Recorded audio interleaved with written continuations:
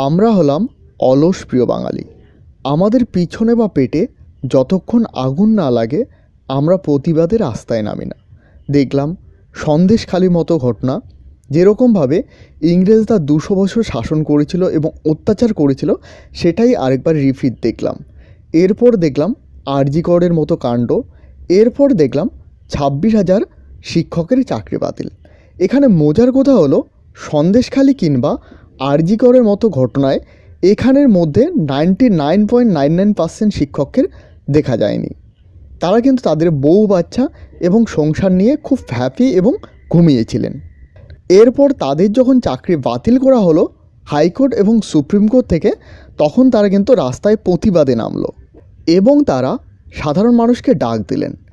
এবং সাধারণ মানুষের মধ্যে একাধিক মানুষের একটাই উত্তর আসলো, 1,000 টাকা করে দিচ্ছে, আমাদের স্বামীর কাছ থেকে হাত পাততে হচ্ছে না, দিচ্ছে এই 1,000 টাকা, তাদের খুব খুশি। আমাদের খুব খরচা চলে যাচ্ছে, একদম খুব খুশি।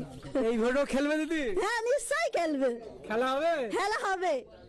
তাই বলি কি চাকরির কথা ভুলে যান, মাসে 1200 টাকা পাচ্ছেন, এটা নিয়ে হ্যাপি থাকুন। আরও একবার পুনরায় উৎসবে ফিরুন। 2026 সালের নির্বাচনে বাংলার জনগণ বাংলার মেয়েকে চাইবে। জয় লক্ষ্মীর ভাণ্ডারের জয়, জয় 1200 টাকার জয়।